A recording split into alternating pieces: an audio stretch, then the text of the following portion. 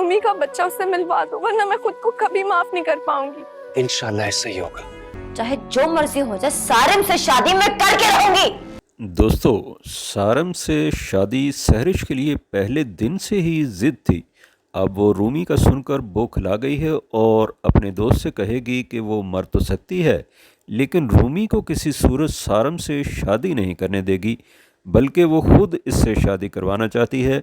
ادھر رومی آہل کے لیے الگ پریشان ہے۔ وہ یہاں تک سوچ رہی ہے کہ جا کے سحرش کے پاؤں پڑ جائے گی اور اس سے کہے گی کہ وہ سارم کا خیال بھی دل میں نہیں لائے گی، لیکن وہ اسے آہل کے پاس رہنے کی اجازت دے دے۔ لیکن سنگ دل سحرش اتنی آسانی سے اس کی بات نہیں مانے گی۔ ماہم اور سارم کو اس بات کا پتہ چل جائے گا کہ سحرش نے رومی کو بچہ لے کر اس کے گھر سے نکال دیا ہے۔ یہ دونوں اس بات کا قصوروار خود کو سمجھیں گے اور رومی سے زیادہ یہ دونوں پریشان ہوں گے۔ ماہم سارم سے کہے گی کہ جو کچھ بھی ہو سکتا ہے کریں اور پیسے لگا کر رومی کو اس کا بچہ جتنی جلدی ہو سکے دلوائیں، ورنہ وہ اپنے آپ کو کبھی معاف